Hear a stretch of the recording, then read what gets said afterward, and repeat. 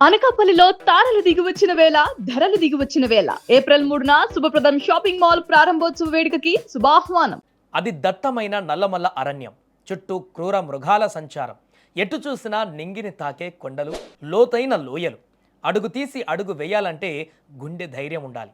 ఏడాది పొడవునా మనుషుల అలికిడి లేని ఆ కీకరాణ్యం ఏడాదికి ఒకే ఒక్కసారి భక్తజన సంద్రం అవుతుంది. అదే సలేశ్వరం. తెలంగాణ అమర్నాథ్గా పిలువబడే ఈ క్షేత్రం వెనక ఉన్న రహస్యమేంటి? కేవలం 5 రోజులు మాత్రమే ఎందుకు దర్శనమిస్తారు?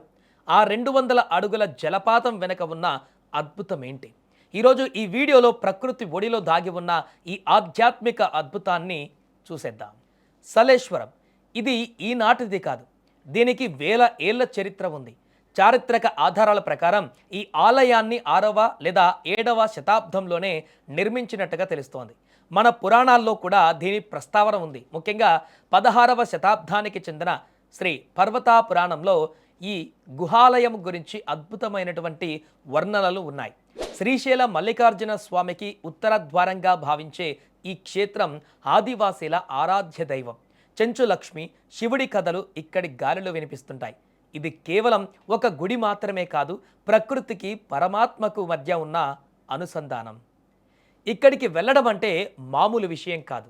అందుకే దీనిని తెలంగాణ అమర్నాథ్ అంటారు. నాగర్ కర్నూలు జిల్లాలోని మన్ననూరు అడవుల గుండా కిలోమీటర్ల కొద్దీ కాలినడకన ప్రయాణించాలి.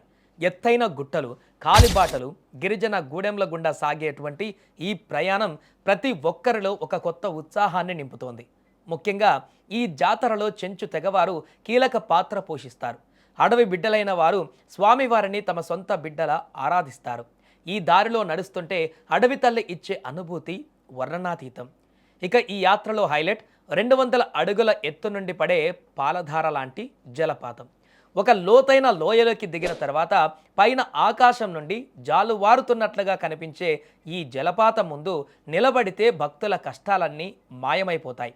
భక్తుల నమ్మకం ప్రకారం ఈ జలపాతపు నీరు నేరుగా లోపల ఉన్న లింగమయ్య పాదాలను తాకుతూ ప్రవహిస్తోంది. ఆ గుహలో పరమశివుడిని దర్శించుకోవడం ఒక జన్మధన్యమని భక్తులు భావిస్తారు.